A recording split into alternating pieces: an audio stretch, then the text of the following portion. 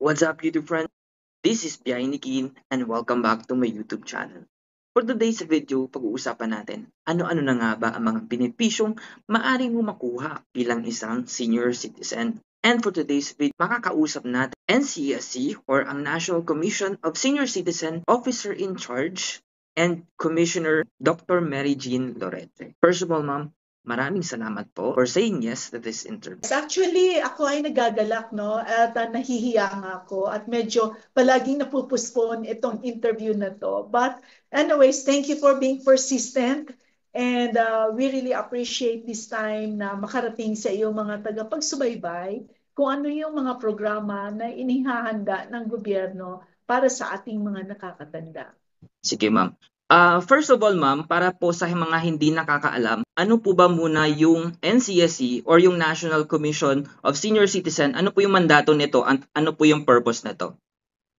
Ito ay created by law in 2019, RA 11350. Nakita ng ating gobyerno na we are an aging population. Tumatanda po ang ating mga mamamayan. Ibig sabihin, kung nung araw ang buhay ng isang Pilipino ay 70 years old, nawawala ka na. Ngayon, makikita natin marami tayong mga 100 years old and even beyond.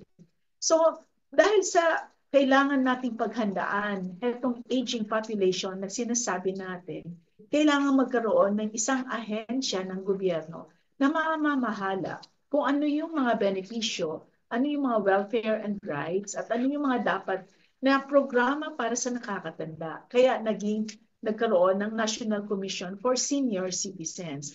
Itong komisyon na ito ay batang-bata at meron itong mga 7 members na commissioners kasama ang chairperson upang ito ay maipamalakad lahat ng programa sa buong Pilipinas. Kaalaman ng lahat, aware din naman po siguro kayo na lahat ng senior citizen ay covered na po ng PhilHealth. Ngayon po ma'am, mayroong programa si PhilHealth, yung konsulta package kung saan pwede silang makapag-avail ng free check-up. Paano po ba yung process nun, ma'am? That is correct. Under the Universal Healthcare Act, lahat ng Pilipino, ke bata, ke matanda, ay considered a member of PhilHealth. Ang mga nakakatanda, lalong-lalo na, ay miyembro talaga yan ng PhilHealth. Dapat sila ay una marehistro for the consulta package. It is not automatic na pag ikaw ay senior, miyembro ka na for the consulta package. Kailangan magrehistro. Primarily because it is an outpatient preventive benefit. Unlike pag ikaw ay na-admit sa ospital, hindi kailangan ikaw magrehistro. Your PhilHealth ID number or your PIN, and upon checking on the database of PhilHealth na ikaw ay senior at ito yung pangalan mo, automatic yan. They will pay the hospital, the counterpart, according to the case rate. So, yan yung ano. Unlike the OPD, which is the consulta package, mahalaga talaga ikaw ay marehistro upang ito ay makita din at masubaybayan if ikaw ay gumagamit ng pasilidad para sa diagnostics na kaakibat para sa iyong consultation. Ngayon, tayo ay naglalabi ang NCSC with PhilHealth at tayo nakipagpulong na sa kanila na magkaroon ng expanded coverage for outpatient needs of the senior citizen. Ibig sabihin, sa ngayon kasi, yung konsulta package, 15 ang test na meron doon. At sa 15 ito, lahat ay ginagamit halos ng kahit na hindi nakakatanda. Pero, ang nakakatanda, may very specific needs sila or special needs for them, for their consultation. At heto ang gusto nating idagdag doon sa package ng PhilHealth. Okay. As of now, ma'am, magkano yung budget ni PhilHealth for every senior citizen na mag-avail ng konsulta package? I think it's not just about senior citizen. Lahat It's po all ng over member. across Yes the po. board. So pagka-private, if I'm not mistaken, it's 1,700. If it's a government facility, it's 1,550. Yun yung coverage niya. Together with 15 diagnostic tests, kasama ang chest x-ray, sa dugo, no? Examinations for blood, for cholesterol, for blood count, uric acid, creatinine kasama doon, at liver profile. kasama din ang pap smear sa kababaihan, ultrasound or mammogram sa breast ng babae, at saka kasama din ang ECG, no? So marami yan, 15 yan sila. Pero ang sinasabi ko nga sa iyo, kulang ito for a thorough need for an older person. Alam mo ba na maaari kang mag-avail ng free check-up dahil isa kang PhilHealth member? Yan ay sagot ng PhilHealth Consulta Package. Paano ka nga ba makakapag-register dito? Paano nga ba yung proseso para makapag-avail nito? Registration process? At ano-ano ang pwede mong ma-avail dito? Tara, pag-usapan natin. Para sa detalyadong impormasyon, tara kausapin natin si Sir Raymond Acoba. Bali, next benefit, sir, ito na ata yung parang old version, yung check-up, tamang serbisyo para sa kalusugan ng pamilya. Ito na ba, sir, yung latest ngayon? Ito na ba yung konsulta package na tinatawag? Tama po ba, sir? Yes, the konsultasyong sulit at tama. Yung layunin pareho, no? Kasi gusto natin primary care benefit package o yung preventive services po natin. And sabi nga ng Universal Healthcare, every Filipino shall be granted, no, eligibility to promotive and preventive. So para po ma-address yung promotive and preventive measures na gusto ng Universal Healthcare, no, ni-launch ng PhilHealth tong konsulta program, the konsultasyong sulit at tama.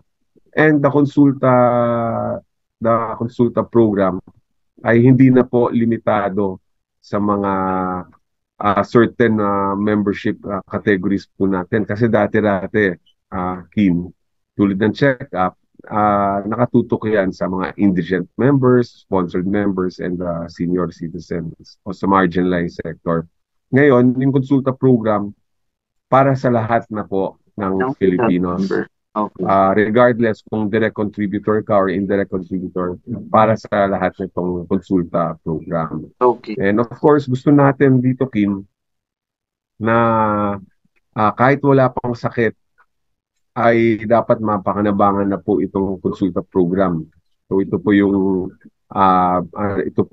proyekto o programa po ng PhilHealth, no? Hindi lang pang para sa mga may sakit, pero para rin po sa mga malulusog. Okay. Bali, clarify ko lang, sir, ito yung free check-up sa mga PhilHealth members. So, paano po nila ma-avail to, sir? Kasi gumawa ko ng video na almost 500k views na siya. Ang ginawa ko is yung online registration sa PhilHealth Consulta Facility. Ngayon, sir, ano yung nagagalit? Bakit daw ang hirap daw sundan? Ano po ba yung mga alternatives, sir? Or ano yung other way, options para makapag-register sila doon sa konsulta facility para ma-avail nila yung free check-up? Okay. Meron kasi tayong dalawang klase na para magpa-register dito sa konsulta program. First, yung self-registration na tinatawag natin. And malamang ito yung in-upload mo, no? Kasi yung self-registration, pupunta ka sa PhilHealth website, dun sa ating member portal, dun ka mag-login at you will follow the instruction, tapos dun ka pa-register. Tama, sir. At baka ito yung nagreklamo sila kasi maraming challenges, no, na nakita yung ating mga members. Kaya maganda din po yung yung una yun yung self-registration.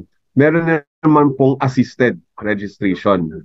And yung pinakamaganda po dito, yung pagpunta sa mga PhilHealth local health insurance office natin at para matulungan sila mismo ng ating mga PhilHealth frontliners para po magpa-register.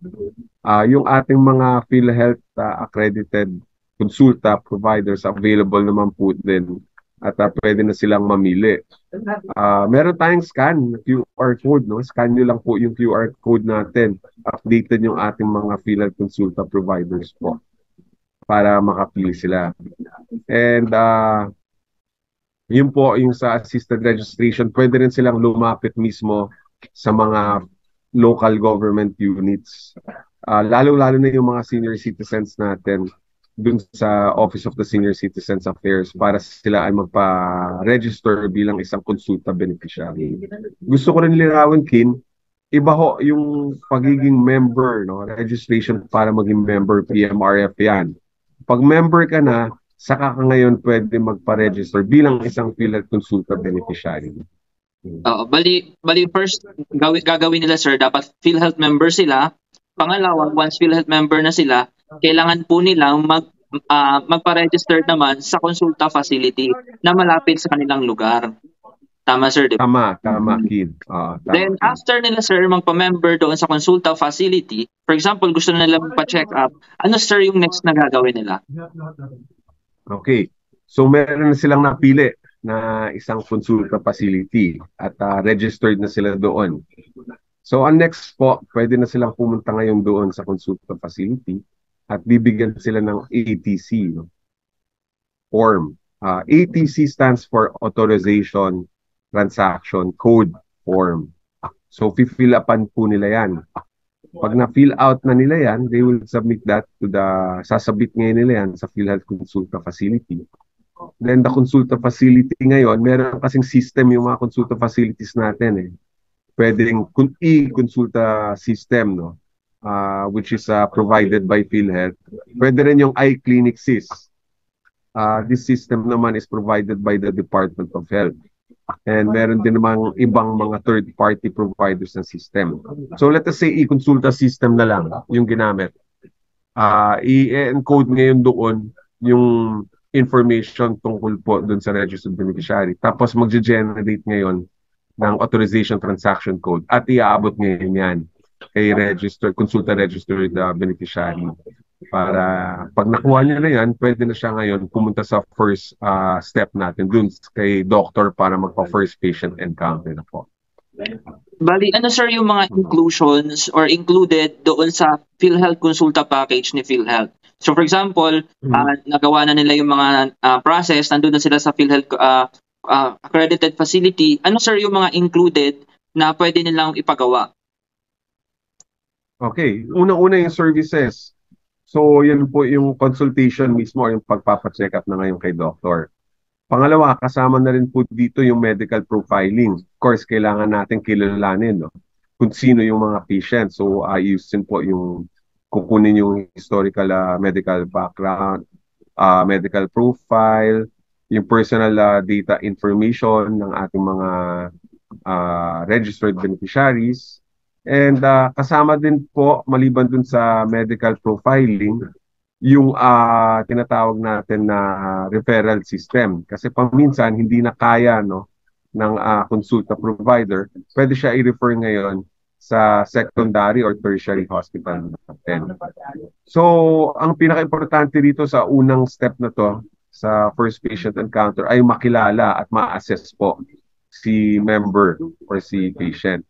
Ngayon, tandaan natin that the consulta program is a risk-based program. Depende po kay doctor, no, kung ano po yung mga examination or laboratory test ang binibigay or kailangan ibigay sa mga registered beneficiary. Kasi halimbawa, pumunta ron, again, senior citizen, na-interview siya ni doctor, ni consulta provider. Tapos nakita sa historical profile na may lahi ng diabetes yung kanilang pamilya. Tapos that would be the time na pwedeng mag-recommend si doctor ng further laboratory test. Pwede siyang HbA1c test or pwede magpa-FBS, no, para ma-check kung may diabetic siya o wala. So yun po yung laboratory test, no. Meron tayong 13 laboratory diagnostic examination. So, isa-isahin ko, covered natin dito yung CBC with platelet count, urinalysis, fecalysis, sputum microscopy, pap smear, covered din, lipid profile, fasting blood sugar, oral glucose tolerance test, chest x-ray, creatinine, and HbA1c. So, yan po yung mga laboratory tests na covered din po dito sa consulta program. Third, syempre, kung may lab test, may lab result. At kung maganda yung resulta ng laboratory, well and good. Yun naman po yung gusto natin. Pero kung halimbawang kailangan ng gamot, covered din po ng consulta program, yung drugs and medicines. Pero hindi lahat, no? We have 21 medicines na covered po sa konsulta program tulad ng antimicrobial, tulad ng amoxicillin. Fluid and electrolytes covered natin, antipyretics covered natin, anti-dyslipidemia, anti-diabetic na mga gamot tulad ng metformin covered din po natin, anti-hypertensives, anti-thrombotics, anti-histamine, at anti-asthma covered din po natin yan. Okay. Bali, isa-summarize lang po natin, sir. Sa PhilHealth Consulta Package, since risk-based siya, first is pag nagpa-check up ka, kung wala namang findings, hindi mo na kailangan ng par-laboratory. Tama po ba, sir? Kung may findings, tsaka ka pa lang pwedeng magpa-laboratory, then kung may nakitang findings sa laboratory mo, then yun hanggang dun sa mga gamot lang na pwedeng, dun sa mga gamot lang na nabanggit nyo kanina, yun lang yung covered ni PhilHealth. So other than that, hindi na covered yun. Tandaan natin, Kin, that the consulta program is for promotive and preventive. So halimbawa naman, na kailangan na yung sakit ay kailangan na ng hospitalization, kasi ang mangyayari dyan, i-refer ngayon siya sa tamang hospital, sa tertiary hospital.